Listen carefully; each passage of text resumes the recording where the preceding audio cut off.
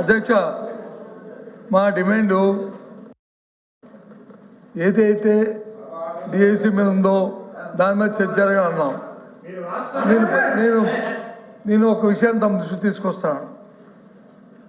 ఇది నాకంటే ఇంతకు ముందు అచ్చెన్నాయుడు గారు అగ్రికల్చర్ మినిస్టర్ గారు మాట్లాడారు. ఆయన మాట్లాడిన భాషను ఒకసారి చూడండి. ఆయన మాట్లాడుతూ బొత్స సత్యనారాయణ గారు దద్దమ్మ మనిషి మనిషి మనిషి మనిషి మనిషి మనిషి అధ్యక్ష అధ్యక్ష అధ్యక్ష అధ్యక్ష అధ్యక్ష మనిషి మనిషి మనిషి పెరిగితే బుద్ధి రాదు. ఎద్దులాగా వచ్చి ఎద్దులాగా ఎత్తితే మనకి వచ్చి తెలుతాడు రావు. భాష బాగోవాలి. ఎవడు దద్దమ్మో ఎవడు అమ్మోతులు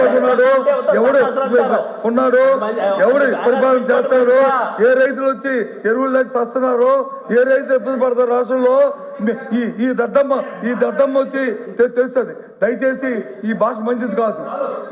ఈ సభలో శాసనసభలో మంచిది కాదు. ఆ వర్డ్స్ విత్డ్రా చేయండి. ఏంటి ఇలాంటి భాషలు ఆడడానికి గౌరవంగా మాట్లాడి నేర్చుకోండి. డిఎస్సీ మీద జరగాలి.